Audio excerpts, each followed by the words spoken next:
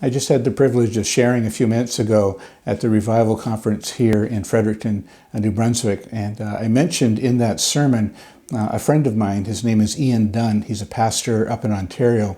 And he hears incredibly well from God, incredibly accurate. And so the question about how we can develop our intimacy with God and our prayer life with God, I asked Ian last summer, Ian, how is it that you hear so well from God? And his answer caught me off guard a little bit. He said that he hears most often from God during his private worship times. Corporate worship is very important. I'm not arguing that there shouldn't be corporate worship.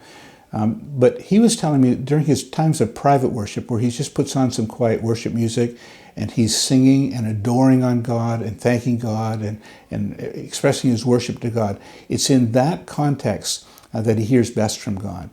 And so times of private worship really help our prayer life. Of course, issues of fasting, which is a lost practice in many, many churches and amongst many Christians. The Bible doesn't say if you fast, it says when you fast. And so the Bible assumes that we're going to be fasting.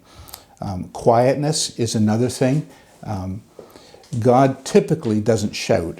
He can. There's times in the Bibles where it says the voice of God sounded like thunder. But most of the time, it's that still small voice. And we don't have nearly enough quiet in our lives. I was listening not too long ago to a radio broadcast, a secular one, and they were interviewing a poet. And they were asking the poet why poetry is not being written very much anymore. And the person said the reason poetry is not being written very much anymore is because people are not walking.